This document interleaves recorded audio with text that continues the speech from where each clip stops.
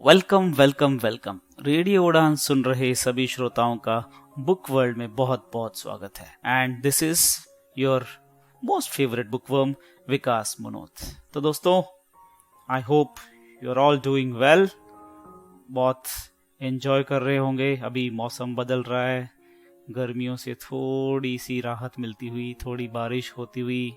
North India में monsoon पहुंच चुका ऑलमोस्ट सारी जगहों पे, और यहाँ साउथ में भी मॉनसून धीरे धीरे हर एक जगह को कवर करता हुआ। तो बस एंजॉय कीजिए अपना गरम गरम डिनर या चाय पकौड़ा कुछ भी, और सुनते रहिए हमारी आज की पेशकश। और जैसा कि आप जानते हैं, हम कंटिन्यू कर रहे हैं, हम पढ़ रहे हैं पिछले कुछ हफ्तों से आयशा सईद की novel written in the stars, जिसके 3 एपिसोड्स ऑलरेडी हम कर चुके हैं और ये हमारा 4th एपिसोड है। तो let us start without further delay and here is written in the stars. एक एक सीट पे देख रहे थे। पिछले सीट पे कुछ मर्द बैठे हुए थे, उनको नजरअंदाज करते हुए जिस जिस सीट पे भी औरतें बैठी हुई थी उसे बड़े ध्यान से देखते हुए आ रहे थे। मैं बस यही दुआ कर रही थी कि किसी तरह वो मेरी सीट को क्रॉस करके मुझे पहचानने में गलती करके पीछे चले जाएं और फिर उल्टे पांव लौट जाएं और मैं बच के इस्लामाबाद पहुंच सकूं। मगर किस्मत को कुछ और ही मंजूर था।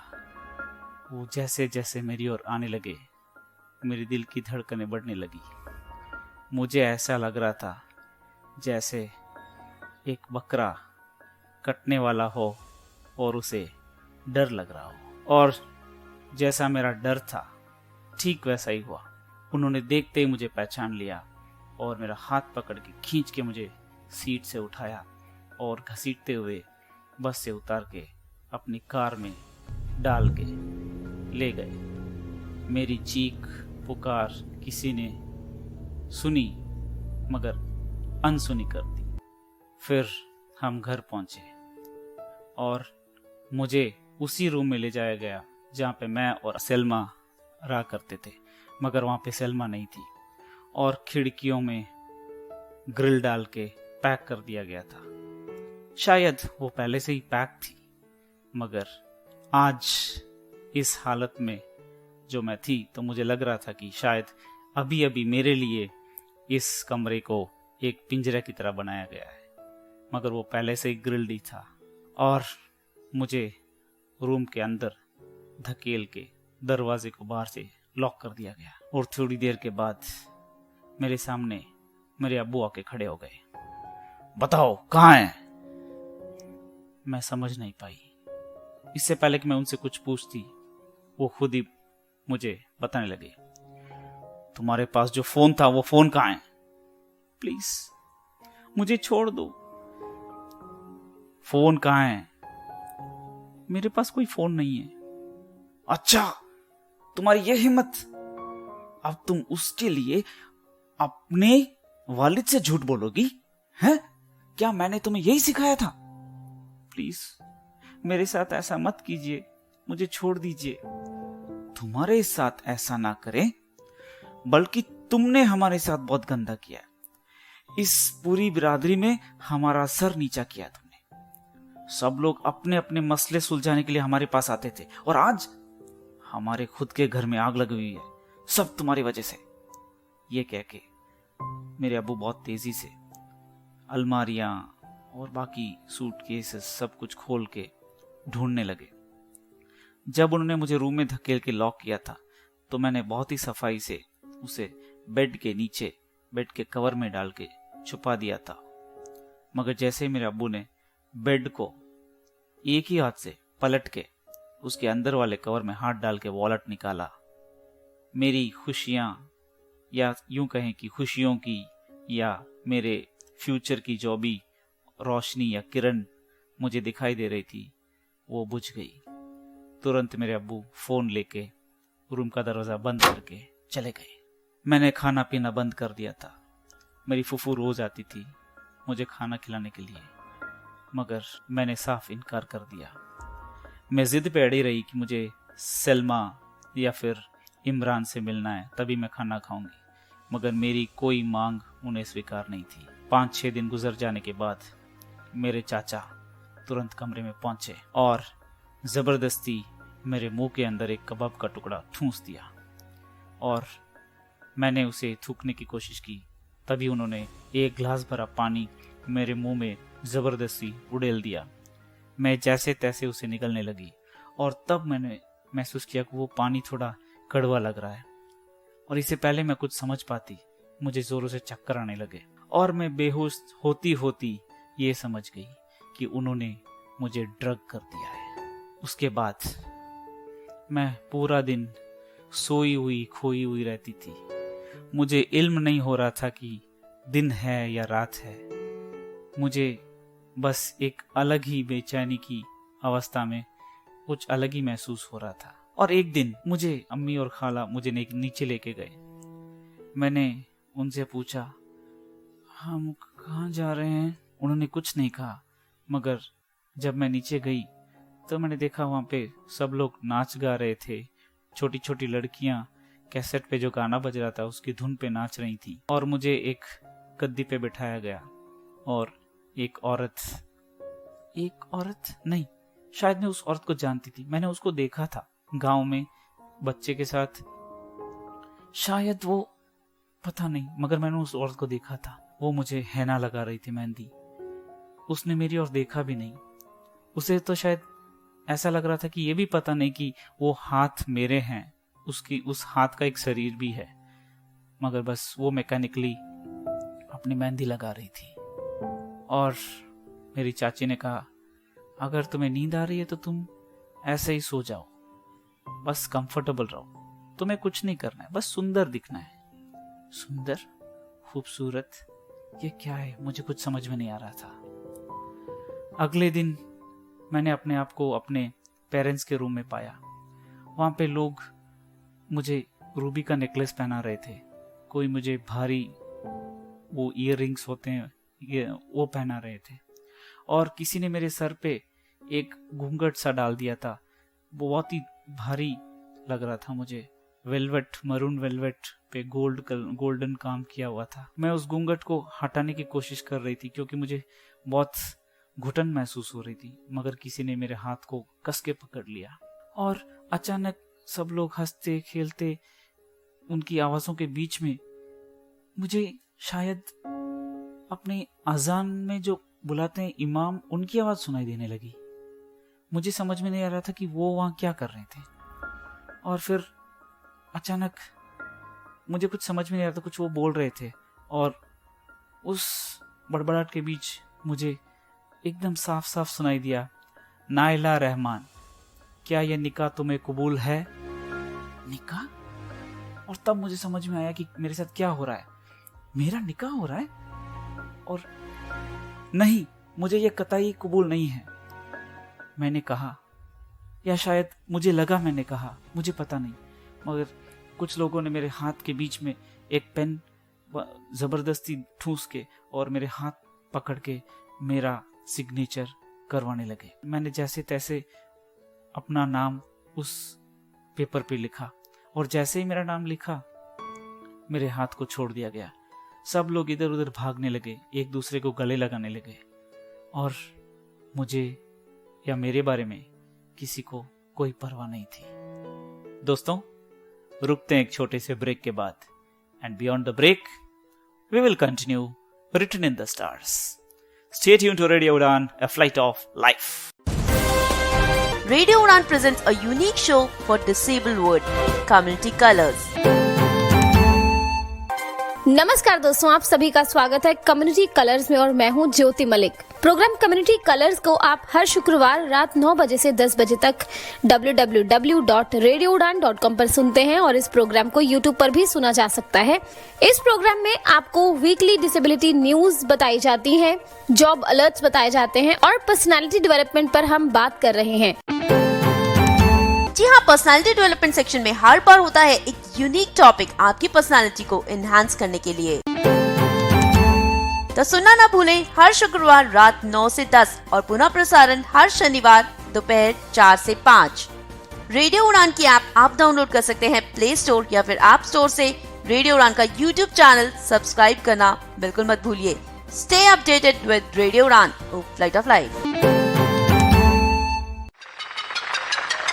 वाह, ये बच्चा कितनी अच्छी फ्लूट बजाता है। कितना सुरीला बजा रहा है। मेरा नाम है सिंचन नोहारा और मैं 5 साल का हूँ और आप सुन रहे हैं रेडियो उड़ान और फ्लाइट ऑफ लाइफ। सारे इसे मिलकर सुनिएगा क्योंकि मैं भी इसे सुनता हूँ। ये सिंचन कहाँ से आ गया? जोर से घूमे हम तुम झूमे, नाचो नाचो और सबको घुमा दो। वेलकम बैक दोस्तों। मैं एक कमरे में अकेली बैठी हुई थी। मेरी मौसी यानी खाला और मेरी फूफू और जितने भी मेरे रिश्तेदार थे वो लोग मुझे गाड़ी में आके छोड़ के या फिर यहाँ पे मुझे डाल के चले गए और मुझे समझ में नहीं आ रहा था क्या है। और अचानक मुझे बाहर बहुत शोर सुनाई दे रहा था। बहुत अच्छी चॉइस है नजीम, हमने सुना लड़की अमेरिका से है। हाँ मगर देखो कितनी शर्मीली, हाँ लग नहीं रही है वैसे बिलायती, संस्कार अच्छे हैं इसके। पता नहीं कोई बात कर रहा था और फिर सब खामोश और अचानक मेरे रूम का दरवाजा खुला और खुलते ही वापस तुरंत बंद हो गया। मैंने सर उठा के भी नहीं देखा कि कौन आ रहा है, मगर उसकी आहट सुनाई दे रही थी। उसकी कमीज की सरसराहट मेरे कानों तक पहुंच रही थी और जिस बिस्तर पे मैं बैठी थी उस बिस्तर को जैसे कोई हिला रहा हो वैसी कुछ हरकत हुई और फिर मैंने महसूस किया कि वो मेरे पास आके बैठ गया था। उसने मेरे घूंघट की दोनों ओर अपना हाथ रखे, क्या हम आपका घूंघट उठा सकते हैं, ऐसा कहा और बिना मेरा जवाब जाने उसने मेरा घूंघट उठाया। तभी मैंने उसको देखा। क्रीम कलर की शेरवानी पहने हुए, सर पे एक टर्बन लगाए हुए वो वहां पे बैठा था। और फिर मुझे पता चलने लगा कि अगला कदम क्या होने वाला है। और तब पता नहीं मुझे क्या हुआ, मगर जब मेरी आंख खुली तो मैंने अपने आप को पलंग पे लेटे हुए पाया और मेरे माथे पे कोई गीला कपड़ा रखे प्रेस कर रहा था। मेरी आंख खुली और तब वो बोला, अल्लाह का शुक्र है आप जग गई, वरना मैं तो डर ही गया था। अब कैसा महसूस कर रही हैं आप? मैंने कुछ नहीं कहा। फिर उसने मेरा सर उठा के उसके नीचे एक तकिया रखा और पलंग के उस तरफ जाके एक तकिया लेके वो सोफे पे जाके सो गया। अब मैं अलर्ट हो चुकी थी, मगर मुझे डर था कि कहीं जो उसे करना था वो कहीं कर न ले, मगर ऐसा कुछ नहीं था। वो चुपचाप जाके सो गया। अगले सवेरे जब मेरी नींद खुली तो मैंने बाहर कुछ लोगों की बातें सुनी। अरे कितनी देर लगाएगी अमीन, तुम्हारी बीवी को कहो कि बाहर आए। हाँ अम्मा, वो कोई महारानी थोड़ी है, कितनी देर लगेगी। सबा चुप रहो। देखो अमीन, सबा ने और मैंने बहुत मेहनत करके खाना बनाया और सब कुछ ठंडा हो जाएगा। तुम बोलो ये हलवा, ये छोले, पूरी सब कुछ ठंडा हो जाएगा तो अच्छा नहीं लगेगा। हाँ अमीन, मैं जाके उसे बुलाता हूँ, वो आ जाएगी थोड़ी देर में। अमीन अंदर आया और उसने मुझसे बात की। उसने कहा कि आप तैयार होके आएंगी या मैं कहूँ कि आपकी तबीयत ठीक नहीं। मगर मुझे लगा कि मुझे अभी किसी से कोई पंगा नहीं लेना है, क्योंकि मुझे अगला कदम क्या उठाना है वो पहले सोचना था। तो इसलिए मैं बिना कुछ कहे चुपचाप डाइनिंग टेबल पे उनके साथ चली गई। मेरा हुलिया देख के नजीम यानी मेरी सासू माँ, उनका चेहरा थोड़ा बिगड़ने लगा था, क्योंकि मैंने बाल भी नहीं बनाए थे और अपना कॉटन का सलवार सूट था उसी में मैं चली गई थी। मगर उन्होंने कुछ नहीं कहा। उनके अलावा टेबल पे 2 और औरतें थी और उन्होंने मुझे सबसे इंट्रोड्यूस करवाया। एक थी सबा जो मेरी ननंद थी, यानी अमीन की बहन, और दूसरी औरत थी फैजा। फैजा के हाथ में छोटी सी बच्ची भी थी। फैजा उनकी बड़ी बहू थी और उनके हस्बैंड उस्मान आर्मी में थे, इसलिए वो हमारे साथ नहीं जुड़ सके। और हमने जैसे तैसे लंच किया और उसके बाद नजीम ने मुझसे कहा, देखो नाइला, आज हमारे घर कुछ मेहमान आने वाला है, तो तुम कुछ अच्छा सा सूट पहन लो और अच्छे जेवरात पहन लो।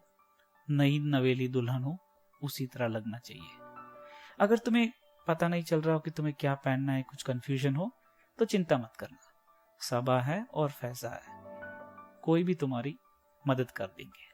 और थोड़ी देर में फैजा ने मेरे लिए एक सूट चूज किया और जेवर भी मैंने पहन लिए।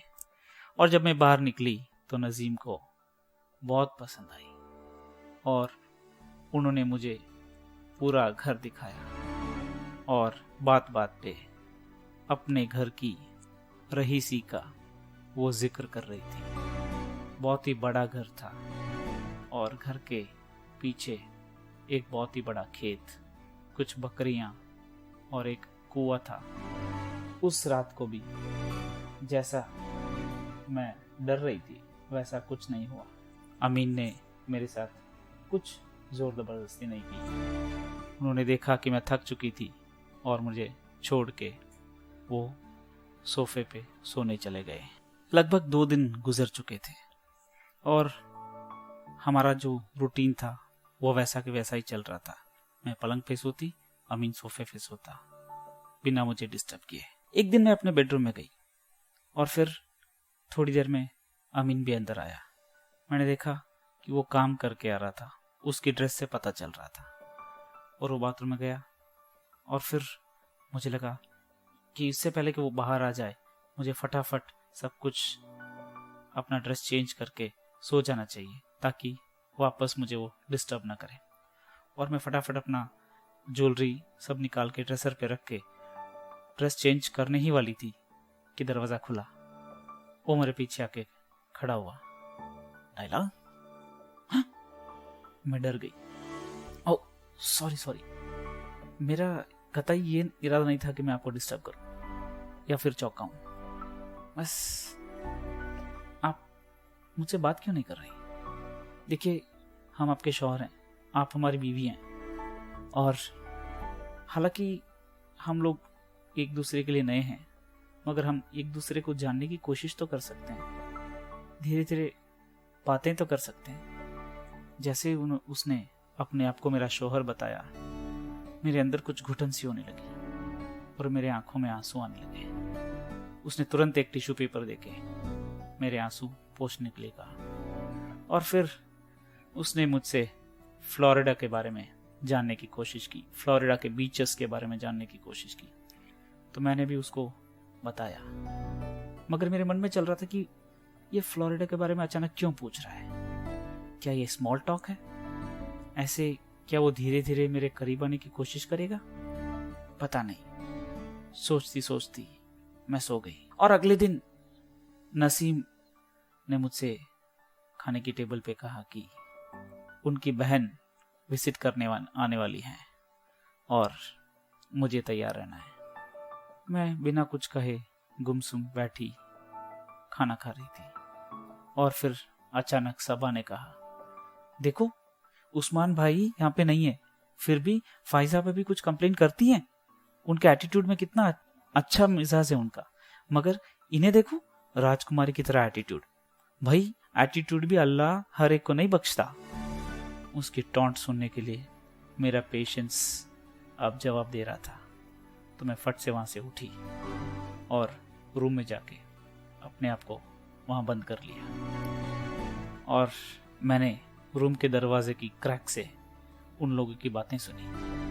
अम्मी, साबा कह रही थी, मुझे पता था ये लड़की मेरे भाई को अपने जाल में फंसा लेगी और इसका एटीट्यूड देखो आप। मैंने आपसे पहले ही कहा था कि ये भाई के लिए सही मैच नहीं है। सबा, चुप चुप चुप रहो, मुझे पता है मैंने क्या करना है क्या नहीं करना है, और मेरे हिसाब से, मेरे ख्याल से ये डिसीजन मैंने सबके हित को ध्यान में रखते हुए लिया है, और ये शायद मेरा सबसे अच्छा डिसीजन है। अरे तुम्हारी सगाई 3 साल पहले टूट गई थी, सोचो अब तुम अमेरिका कैसे जाओगी इसके बगैर, और तुम्हारी शादी अमेरिका में कैसे हो सकती है। मुझे बहुत बड़ा शौक लगा।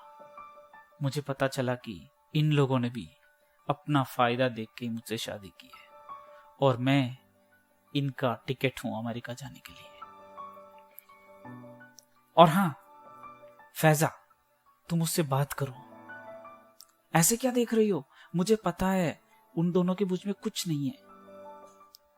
अरे मुझे ऐसी नजरों से मत देखो, मैंने कोई जासूसी करने के लिए नहीं देखा। छी छी छी, मैंने तो ऐसे ही उनके लिए नाश्ता ले जाने के लिए अपने पास एक स्पेयर की थी, उससे दरवाजा खोला, और खोल के मैंने क्या देखा, मेरा बेटा सोफे पे सो रहा है, वो दुल्हन महारानी पलंग पे सो रही है। एक बार नहीं, मैंने 2-3 बार देख लिया है। आप फिर भाई से बात क्यों नहीं करती, सबा ने कहा। अरे मैं अपने बेटे से बात कर सकती हूँ क्या इस बारे में? फैजा, ये हम औरतों के बीच का मामला है, तुम उससे बात करो। अम्मी, मगर मुझे लगा कि अपने पेरेंट्स के घर जाने में मुझे 2 हफ्ते हैं, और मैं जैसे तैसे करके अमीन को मेरे पास आने से रोक पाऊंगी। मगर इन लोगों की बातें सुन के मुझे बहुत डर लगने लगा, और थोड़ी देर में उनकी बहन वहां पे आ चुकी थी, और मैं उनसे मिलने के लिए गई, मगर मैंने अपना ड्रेस कुछ भी चेंज नहीं किया। और जैसे ही उनकी बहन ने मुझे देखा, उनके चेहरे पे हाव भाव बिल्कुल बदल रहे थे, मगर उन्होंने अपने आप को संभाला और कहा, बहुत अच्छी दुल्हन लाई हो नजीम। मगर उनकी टॉन्ट उनकी बातों से साफ झलक रही थी। मैंने अपना मुंह दिखाया और उल्टे कदम फटाक से अपने रूम में आके बहुत जोर से दरवाजा बंद कर दिया। नेक्स्ट दिन जब हम सुबह उठे तो अमीन काम पे जाने के लिए रेडी हो रहे थे, और जैसे उन्होंने देखा कि मैं जग चुकी थी तो उन्होंने मुझसे कहा, नाइला, मैं तो घर पे रहना ही पसंद करूंगा आज, मगर तुम्हें पता है मुझे काम पे जाना बहुत ज़रूरी है। मुझे ये भी पता है कि मुझे तुम्हें और वक्त देना चाहिए, तुम्हारे साथ बहुत वक्त बिताना चाहिए, मगर क्या करूं, मैंने ये जॉब अभी ज्वाइन किया है और ज़्यादा छुट्टी नहीं ले सकता, मगर मैं कोशिश करूंगा कि मैं थोड़ा जल्दी घर आया करूं और तुम्हारे साथ थोड़ा टाइम स्पेंड करूं। ये कह के वो चले गए, और मेरी भी आंख लग गई। जब मेरी आंख खुली तो मैंने पाया कि हमारी खिड़की का पर्दा किसी ने खोल दिया और बहुत तेज रोशनी अंदर आ रही थी, और मेरी आंख जब तक उस रोशनी में एडजस्ट होती, मैंने देखा कि नजीम मेरे बेड के पास आके खड़ी है। उठो महारानी, इस घर में सब लोग 8 बजे से पहले पहले उठ जाते हैं, और तुम क्या स्पेशल हो क्या? इस घर में सब लोग एक समान है, तुम अलग से उठ के नहीं आई हो, महलों की महारानी। और चलो उठो, ठीक तरह से कपड़े पहन के आना, तुम्हारे वो फटे हुए या तुम्हारे बिना आयरन किए हुए वो कॉटन के ड्रेसेस पहन के मत आना। हमने तुम्हें बहुत सारे कपड़े दिए, बहुत सारा खर्च किया तुम्हारे कपड़ों पे, उनमें से कोई एक सूट पहन के जल्दी से बाहर आओ, और मुझे तुम्हें कुछ काम करवाने हैं। मैं जब बाहर गई तो उन्होंने मुझे कुछ काम सौंपे, जैसे कि घर का जो झाड़ू है उसे झाड़ू निकालना, खिड़कियां साफ करना, बर्तन साफ करना, जो आमतौर पे उनके घर के नौकर किया करते थे। मगर मुझे ये भी एक एस्केप रूट लगा, क्योंकि मैं पूरा दिन बैठी बैठी सैफ के और अपने लाइफ के बारे में सोचती रहती थी। और एक और कारण था, मुझे आगे का रास्ता पता नहीं था, मुझे समझ में नहीं आ रहा था कि मैं अगला स्टेप क्या लूं, इसलिए मैं किसी से भी कुछ पंगा लेके ज़्यादा लड़ाई करना चाहती नहीं थी, मगर कभी कभी ये गुस्सा झलक जाता था। और जैसे तैसे मैंने उस दिन का काम किया, और अगले दिन मैं सुबह जल्दी उठ गई। सब लोग सो रहे थे और किचन में गई। किचन में एक बोल में मैंने आटा लिया और उस आटे को वहाँ पे रख के मैं फटाफट सभी ड्रॉस और शेल्फ्स में ढूंढने लगी। मुझे चाहिए था एक कॉलिंग कार्ड जिससे मैं सैफ से बात कर सकूं, क्योंकि उस घर के फ़ोन को मैंने चेक किया, वहाँ पे लॉन्ग डिस्टेंस कॉल अलाउड नहीं था, तो कॉलिंग कार्ड के बिना मैं उससे बात नहीं कर सकती। और मुझे सैफ को ये बताना ज़रूरी था कि मेरे साथ क्या हुआ, नहीं तो वो बेचारा मेरा इंतज़ार करता रहेगा। हालांकि उसे पता चल गया होगा कि मैं एम्बेसी नहीं पहुंच पाई और उसे इल्म भी हुआ होगा कि मेरे साथ क्या हुआ है, फिर भी मेरा उसे बताना बहुत ज़रूरी था। मगर कोई कॉलिंग कार्ड नहीं मिला और मैं फिर किचन में जाके आटा बनाने लगी। और तभी वहाँ पे अमीन आए और उन्होंने मुझसे कहा कि उस दिन दोपहर को हम लोग कहीं घूमने जाने वाले हैं और काम पे चले गए। दोस्तों, रुकते हैं एक छोटे से ब्रेक के लिए और ब्रेक के बाद कंटिन्यू करेंगे return in the stars. Stay tune to radio Udaan, a flight of life. हाँ भी हो गई तैयारी स्पीच की? हाँ, हो ही गई। सारे लोग तो पढ़ के देंगे, तू भी ब्रेल में लिख लेती। यार कितने साल हो गए ब्रेल को हाथ लगाए, जब से कंप्यूटर आया ना ब्रेल को तो छुआ तक नहीं। मुझे याद है, कर लूंगी। Now I would like to call upon contestant number 4. चल तेरा नंबर आ गया, all the best. Good morning everyone. The topic of my speech is environment. Environment is the surrounding in which we live. It is a source of life. Good or bad quality of social life depends upon the quality of our natural environment. The need of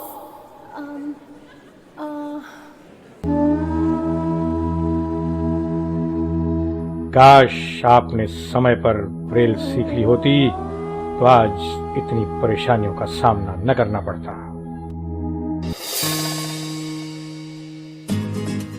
Braille दृष्टिबाधितों के लिए उतनी ही महत्वपूर्ण और आवश्यक है जितनी कि technology. Braille is a की towards independent life for the blind. Radio उड़ान द्वारा जनहित में जारी। वेलकम बैक दोस्तों। उस दिन दोपहर को हम लोग बाहर गए। नैला, तुम्हें पता है ये जो पास वाला जो ठेला है ना, ये बहुत दिखने में गंदा लगता है मगर अंदर से बहुत साफ सुथरा है। और हाँ, यहाँ की कुल्फी इस जगह की बेस्ट कुल्फी है। मैं जब भी यहाँ से होके गुजरता हूँ मैं एक कुल्फी खा के जाता हूँ। ये कह के अमीन बाहर निकले और मैं भी अपनी साइड का डोर खोल के बाहर निकली और वाकई वो कुल्फ़ी टेस्टी थी। तो कुल्फ़ी खाते हुए उन्होंने मुझसे कहा, नाइला, मुझे पता चल गया है तुम क्यों गुमसुम रहती हो, तुम क्यों मुझसे बात नहीं करती। एक पल के लिए मेरी धड़कन रुक सी गई। फिर उन्होंने कहा, मुझे पता है कि तुम मुझसे नाराज़ हो। दरअसल शादी के बाद में एक प्रॉपर हनीमून अरेंज नहीं कर पाया। शायद तुम वो सब चीज़ें एक्सपेक्ट कर रही होंगी, मगर घबराओ नहीं। मेरे ये जॉब नया है इसलिए मुझे छुट्टियां नहीं मिल रही थी, मगर तुम अपने पेरेंट्स के घर जाके आओगी तब हम एक अच्छा सा एक ट्रिप करेंगे और मैं तुम्हें पूरी आज़ादी दूंगा उस जगह को चूज़ करने के लिए, मगर किसी से नहीं कहना। ये हमारा सीक्रेट प्लान है, ठीक है। हम वापस घर आ गए और दूसरे दिन यानी अगले दिन सुबह होते ही मैं अपना काम करने लग गई। बाहर मैं झाड़ू लगा रही थी और मुझसे कुछ ही कदमों की दूरी में एक पेड़ के नीचे ज़ैना, फैज़ा और नज़ीम हंसते खेलते टाइम पास कर रहे थे। ज़ैना एक बॉल से खेल रही थी और फिर नज़ीम ने उसे अपनी गोद में उठा के उसको ज़ोर ज़ोर से चूमने लगी और ज़ैना हंसती खिलखिलाती दोनों के साथ खेल रही थी। मैंने तब एक चीज़ महसूस की, ज़ैना, फैज़ा, नज़ीम ये सब एक साथ खुश हैं, मगर मैं वहाँ की एक आउटसाइडर क्योंकि मैं उनके साथ घुल मिल नहीं पा रही थी। और फिर घर के अंदर जाते जाते नजीम ने मुझे देखा और उसकी हंसी मानो पिघल सी गई और चेहरा बहुत सीरियस हो गया। मेरा बेटा एक बहुत ही अच्छा आदमी है, उसके जैसा बेटा होना हर माँ का सपना है, मगर तुम उसे खुशी नहीं दे पा रही हो। और जब तक तुम उसे ऐसे रखोगी, तुम्हें ऐसे ही दिन इस घर में बिताने होंगे। और मुझे पूरा यकीन है तुम समझ रही हो मैं क्या कह रही हूँ। ये कह के वो अंदर चली गई। शायद तुम्हें मिठाइयाँ पसंद नहीं आई। एक मिठाई का डब्बा हाथ में लिए हुए अमीन उस दिन शाम को मुझसे कह रहे थे। नहीं नहीं, अच्छी है। एक लड्डू को खाती हुई मैं बोली, दरअसल इससे दूर एक दुकान है, वहां पे इससे भी अच्छी मिठाई मिलती है। कल मैं थोड़ा जल्दी आऊंगा ना, तब लेके आऊंगा। अमीन, मुझे तुमसे कुछ बात करनी है, नजीम ने कहा। अभी मैं मूड में नहीं हूं अमीन। मैंने तुमसे पूछा नहीं है अमीन, मैंने तुमसे कहा है। अमीन का चेहरा जो इतनी देर तक मुस्कुराहट के साथ खिल रहा था, अचानक उस पे अंधेरा सा छाने लगा और वो चुपचाप उठ के अपनी अम्मी के कमरे में गई। दरअसल पिछले 2-3 दिनों से शाम को यही होता आया है। अमीन और नजीम के कमरे में कई देर तक बातें करते थे। जोर जोर से आवाजें आती थी और उसके बाद जोर से दरवाजा खुलता और उतनी ही जोर से बंद होता और अमीन बहुत गुस्से से बेडरूम में आया करते थे। मगर मुझे समझ में नहीं आता था कि ये बात किसके बारे में कर रहे हैं। और अगले दिन यानी मेरे मैके जाने से एक दिन पहले जब मैं बाथरूम में रात को ब्रश कर रही थी तो फिर मैंने आवाजें सुनी। नजीम और अमीन बहुत जोर जोर से बातें कर रहे थे। वो लड़की सही नहीं है, वापस मत लाना, सीधा करो उसे। टूटी टूटी बातें सुनाई दे रही थी मगर पूरी बात मैं सुन नहीं पाई। मगर जितना सुना मुझे समझने के लिए काफी था। नजीम मुझे वापस नहीं चाहती, वो नहीं चाहती कि वापस मैं इस घर में आऊं। मेरे लिए तो ठीक था वो, क्योंकि मैं खुद नहीं आना चाहती थी वापस। मगर उसे सीधा करो, रास्ते पे लाओ, वो क्या था? कहीं वो नहीं, वो ऐसी हो सकती है मगर अमीन एक बहुत ही अच्छे इंसान है।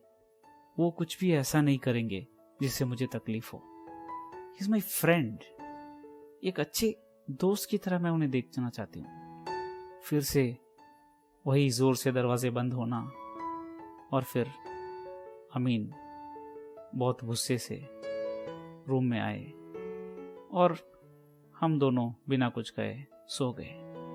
मगर अचानक रात को मैं जगी, मुझे लगा कि मेरे बिस्तर को कोई हिला रहा है और फिर ठीक से मैंने देखा तो मैंने पाया कि मेरे बेड पे मेरे बगल में अमीन आके लेटे। उन्होंने मुझे कस के गले लगाया और मेरे बालों को गालों को सहलाने लगे। मुझे बहुत डर लगने लगा। मुझे समझ में नहीं आ रहा था कि मैं क्या करूं। कहीं मैं सपना तो नहीं देख रही, ये भी मैंने सोचा। मगर नहीं, आई एम सॉरी नाइला, मेरे पास और कोई चारा नहीं। फिर अमीन ने मेरी गर्दन के पीछे मुझे किस किया। आप क्या कर रहे हैं? मैंने जोर से चिल्लाया। मगर फिर मुझे समझ में आ गया कि उस घर में जहां सब लोग मेरे खिलाफ साजिश कर रहे हो, वहां पे मेरे शोर की आवाज कोई फायदा नहीं देने वाली। तो मैं अपने हाथ पैर में मार के अमीन से जैसे तैसे अपने को छुड़ाने की कोशिश कर रही थी। मगर उनकी ताकत के आगे मेरी एक न चली और उन्होंने जबरदस्ती मेरे कपड़े उतार दिए। और सब खत्म होने के बाद मुझे ऐसे लग रहा था कि मैं अंदर से बिल्कुल खाली हो चुकी हूँ। मेरे मन से सिर्फ एक ही आवाज निकल रही थी, तुमने बहुत देर कर दी सैफ, तुम वक्त पे आ नहीं पाए। मेरी आंखों से आंसू टपक रहे थे और अमीन मुझे बार बार सॉरी बोल रहे थे। Naila, I am really sorry, मेरे पास और कोई विकल्प नहीं था। मैं सब कुछ समझा सकता हूँ, प्लीज। अगले दिन सुबह अपना सारा सामान लेके मैं कमरे से बाहर आई और नजीम के चेहरे पे एक स्माइल थी। अमीन, तुम ऑफिस जाओ, मैं ड्राइवर के साथ इसे भेज दूंगी, तुम लेट हो जाओगे। मगर अमीन ने अपनी अम्मी की बात को सुनी अनसुनी करके मेरा सामान उठाया और गाड़ी की ओर चल दिए। हम लोग पूरे रास्ते कुछ नहीं बोले और मेरे चाचा का घर आते ही मैंने दरवाज़ा खोलने की कोशिश की। तब भी अमीन मुझसे सॉरी बोल रहे थे, मगर मैंने कुछ नहीं कहा। अपने हाथ को उनके हाथों से छिटका के मैंने दरवाज़ा खोला और वहाँ पे सब लोग मानो बहुत मिस कर रहे हो हमें, वैसे खुशी से हमारा स्वागत करने के लिए तैयार खड़े थे। दोस्तों, रुकते हैं एक छोटे से ब्रेक के लिए।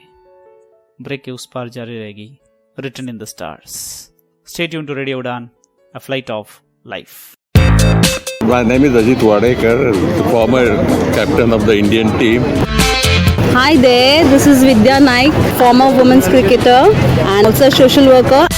मैं Umesh Kulkarni, former Indian test cricketer. And आप सुन रहे हैं रेडियो उड़ान, A flight of life. यार सुमित, एक बात पूछूं? हाँ पूछो। तुम्हारे सारे फ्रेंड्स स्टिक यूज करते हैं, पर तुम क्यों नहीं करते? यार मुझे स्टिक के साथ चलना बहुत अटपटा लगता है और लुक भी तो बिगड़ जाती है ना अपनी। अच्छा, मुझे तो ऐसा बिल्कुल नहीं लगता। तुम एक मिनट यहीं रुको, मैं जरा अपनी इंस्टॉलमेंट पे करके आती हूँ और कहीं जाना मत यहाँ से। ठीक है।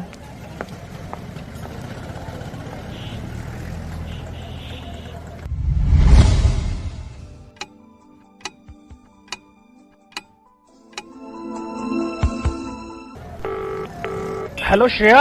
हाँ सुमित। यार कितना समय हो गया, कहाँ हो तुम? My God, I am so sorry Sumit. मुझे मेरी एक फ्रेंड मिल गई और मैं उसके साथ निकल गई। मैं भूल ही गई थी कि तुम मेरे साथ थे।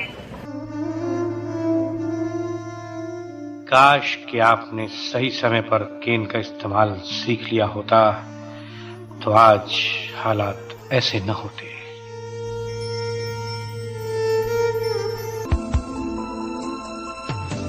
इसीलिए दोस्तों, कीजिए केन से दोस्ती, क्योंकि नो केन नो गेम।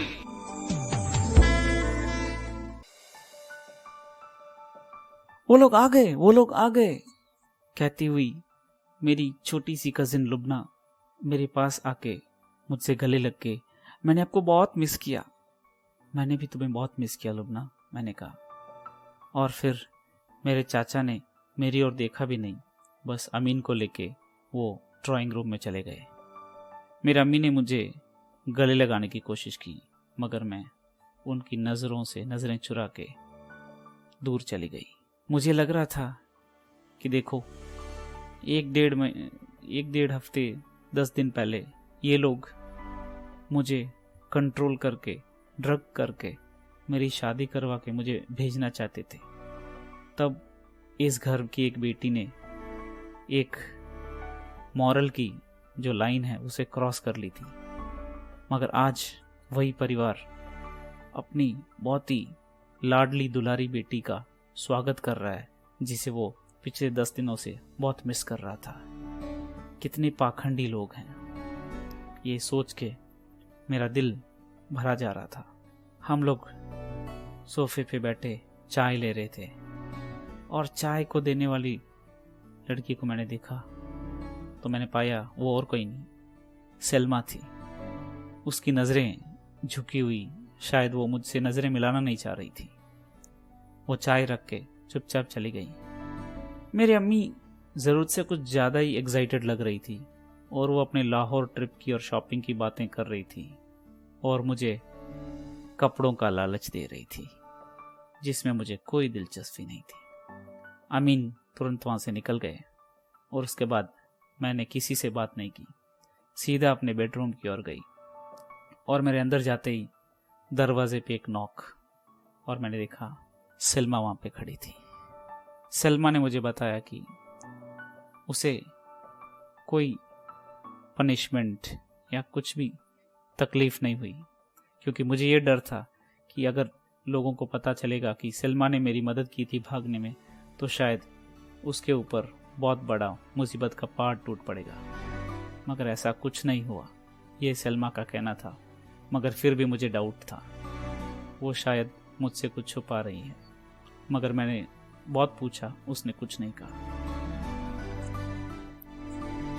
और फिर अगले दिन हम लोग सुबह चाय पीने के बाद किचन में गए और किचन में कप्स और प्लेट्स सब धो रहे थे और फटाफट वो सब धोने के बाद मैं अपने पेरेंट्स के बेडरूम में गई और जाके अलमारियाँ और बेड के नीचे सारी जगह ढूंढने लगी।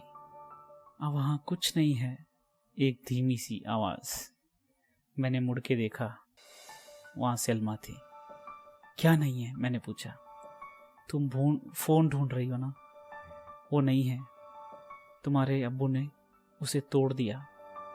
मैंने खुद अपनी आंखों से देखा, ट्रैश कैन में उसके टुकड़े पड़े हुए थे तुम्हारी शादी के बाद। अच्छा, अब मैं क्या करूं? मुझे कुछ समझ में नहीं आ रहा है। Is he kind to you Naila? Kind? Very kind. ऐसे क्यों बोल रही हो? तुम्हें मारते हैं, डांटते हैं, गालियां देते हैं? नहीं नहीं नहीं, वो ऐसा कुछ नहीं करते। अरे वाह, तब तो कोई प्रॉब्लम ही नहीं है। मैंने कितने मर्दों को देखा है अपनी बीवियों को मारते पीटते गालियां देते, मगर मैंने शादी में ही देखा था वो जैसे तुम्हें रेस्पेक्ट से देखते हैं ना, बहुत अच्छा लगता है। बहुत कम मर्दी अपनी बीवियों को इतनी रेस्पेक्ट से देखते हैं जितनी रेस्पेक्ट से वो तुम्हें देखते हैं। मगर मैं उससे प्यार नहीं करती सलमा, मैं तो सिर्फ सैफ से प्यार करती हूँ। देखो, मेरी वजह से तुम्हें बहुत सारी तकलीफें उठानी पड़ी है और मैं तुम्हें और तकलीफ नहीं देना चाहती, मगर मुझे एक हेल्प कर दो लास्ट, प्लीज। तुम्हारे घर में कॉलिंग कार्ड्स कहाँ हैं बताओ? पता नहीं नाइला, सच में मुझे नहीं पता। प्लीज तुम ढूंढो, तुम्हारे अब्बू और अम्मी कहीं पे तो रखे होंगे। हमसे यूएस में बात करते हैं तो कॉलिंग कार्ड्स तो होंगे ना तुम्हारे घर पे, प्लीज। नहीं, जब से तुम्हारा वो किस्सा हुआ है वो सब चीजें उन्होंने छुपा ली और मुझे नहीं पता सच में कहाँ है। और कॉलिंग कार्ड रह के भी तुम करोगी क्या? मैं सैफ से बात करूंगी। बात करके क्या करोगी? उसे बताऊंगी, उसका हक बनता है यार। हम दोनों एक दूसरे से प्यार करते हैं, शायद वो मेरी मदद कर दे आके। नाइला, सलमा ने कहा, शायद तुम समझ ही नहीं रही हो बात को। क्या तुम्हें जरा सा भी इल्म है कि अब तुम वो नाइला नहीं रही जो यूएस छोड़ के आई थी? तुम्हारी शादी हो चुकी है, तुम किसी और की हो चुकी हो। अगर वो कहां से तुम्हें आके बचाएगा? पिछली बार तो वो बचा नहीं पाया, शादी हो गई तुम्हारी, तो कैसे बचा पाएगा? तुम्हें पता नहीं है मेरे अब्बू का कितना रुतबा है इस जगह पे। और वैसे भी अब वो क्या करेगा बचा के? देखो, अगर तुम सच में उससे प्यार करती हो तो उसे जाने दो, उसे छोड़ दो, उसे जी लेने दो अपनी जिंदगी आराम से। तुम्हारे साथ फिर से उसे जोड़ोगी, फिर उसको तकलीफें ही होंगी। उसे क्या मिलेगा तुम्हारे साथ आके या तुम्हें बचा के? तुम सोचो। मुझे बहुत गुस्सा आया, मैं उस रूम से निकल गई। और उस दिन रात को जब सब सोने गए, मैं पूरी रात बैठी बैठी एक लेटर लिखा मैंने। और मुझे सलमा की बात बहुत सही लगी और इसलिए मैंने उस लेटर में साफ साफ सैफ से ये कह दिया कि मुझे भूल जाए और अपनी जिंदगी में आगे बढ़े, तरक्की करे। अगली सुबह होते ही मैंने एक लिफाफे में उस लेटर को डाल दिया और वो वही सेम लिफाफा था जिसमें सलमा ने मुझे पैसे डाल के दिए थे कुछ दिन पहले घर से भागने के टाइम। और सलमा जब जागी तो मैंने उसे रिक्वेस्ट किया कि ये लास्ट फेवर है कि वो इस लेटर को मेरे लिए पोस्ट कर दे। उसने कर दिया। टाइम तकरीबन कुछ 12:15 के करीब होगा। हमारे डोर पे एक नॉक। तो हमने दरवाज़ा खोला तो वहाँ पे अमीन खड़े थे। अमीन? मेरी अम्मी ने कहा, क्या मैं नाइला को लेके जा सकता हूँ? अरे हाँ, मगर आओ, खाने के वक्त आए हो, आओ खाना खा के जाओ। नहीं, थोड़ा अर्जेंट है, खाने के लिए टाइम नहीं है। हाँ मगर मैं तो कल जा रही हूँ, तुम आज ही लेने के लिए आ गए। Would it be a problem अगर मैं आज ही नाइला को लेके जाऊं? आप अपना गुड बाय आज ही कर पाए? हाँ कोई प्रॉब्लम नहीं, मैंने कहा। अचानक सब मुझे देखने लगे और मैं तुरंत अपना बैग सूटकेस लेके आ गई और गाड़ी में बैठने से थोड़ी पहले मेरे अम्मी ने मुझे गले लगाने की कोशिश की। मैंने उनको किनारे करते हुए गाड़ी में जाके बैठ गई। आपकी ममता जगी है क्या? आपने मुझे बेच दिया, ठीक है? मैं इतना बोझ बन चुकी थी आपके ऊपर कि आपने मुझे एक इंसान ही नहीं समझा। जैसा कोई गंदा मैला कपड़ा हो वैसे मुझे फेंक दिया उठा के, और अब आई है बड़ी ममता जगाने। तुम मेरी एक ही बेटी हो, समझने की कोशिश करो। हमने जो भी किया तुम्हारे अच्छे के लिए किया। मेरी अम्मी ने कहा, मैं आपकी बेटी थी, अब तो आपने बेच दिया है ना, तो भूल जाओ। नाइला, ये जगह और वक्त नहीं है इन चीजों का, मेरे चाचा ने मेरे कंधे पे हाथ रखते हुए कहा। मैंने उनके हाथ को जोर से धक्का दिया और कहा, आप मुझे मत समझाइए कि कौन सी जगह है और क्या वक्त है। आपका हक अब छिन गया है। वो लोग देखते ही रह गए और मैं अमीन के साथ गाड़ी में चलती बनी। जैसे ही हम लोग घर गए तो कुछ गेस्ट आए हुए थे। नसीम ने बहुत ही खुशी के साथ हमारा स्वागत किया और कहा, चलो चलो, कुछ गेस्ट आए हैं, मुझे चाय और बिस्किट का इंतजाम करने में थोड़ी हेल्प करो। मैं नसीम के साथ जा रही थी किचन में, तभी अम्मी ने कहा, अम्मी मुझे अकेले में बात करनी है नाइला से। अरे हाँ हाँ, अकेले में बात करना किसने मना किया है? गेस्ट को तो जाने दो, फिर तुम जितनी देर चाहे अकेले में बात करते रहना। दिस कैन नॉट वेट, मुझे अभी की अभी बात करनी है। नसीम ने तुरंत मेरा हाथ छोड़ दिया और मैं अमीन के पीछे पीछे बेडरूम में गई।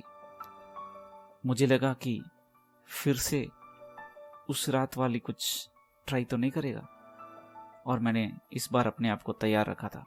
कुछ भी किया तो मैं अपने घुटनों से एक किक मारूंगी। मगर जैसा मैं सोच रही थी वैसा कुछ नहीं हुआ।